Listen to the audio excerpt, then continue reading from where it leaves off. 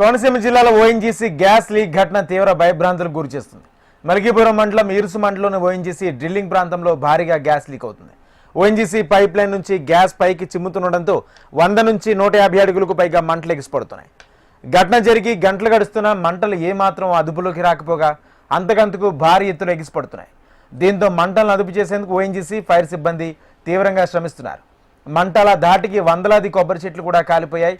మరోవైపు ఇరుసుమండ గ్రామాన్ని దట్టమైన పొగ కమ్మేయడంతో స్థానికులు ఉక్కిరిబిక్కిరవుతున్నారు. ఇప్పటికైనా రంగంలోకి దిగిన పోలీసులు సమీప గ్రామాల ప్రజలను ఖాళీ చేస్తున్నారు. మరోవైపు సీఎంటీ ఆర్సీఎంటీ బృందాల పర్యవేక్షణలో బావిని మూసేసే ప్రయత్నాలు జరుగుతున్నాయి. ఈ క్రమంలో ఇరుసుమండలో విద్యుత్ సరఫరాను అధికారులు నిలిపివేశారు.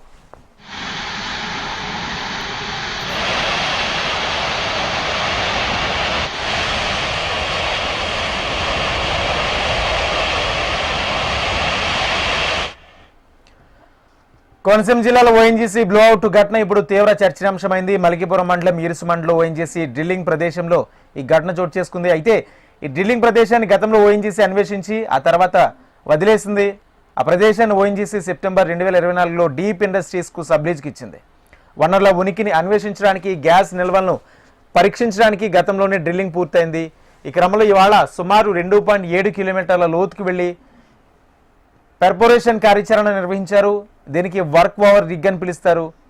ఈ క్రమంలో ఒక్కసారిగా మంటలు ఎగిసిపడ్డాయి. మంటలు అదుపులోకి వచ్చేందుకు మరింత సమయం పడుతుందని ఓఎన్జీసీ అధికారులు అంచనా వేస్తున్నారు.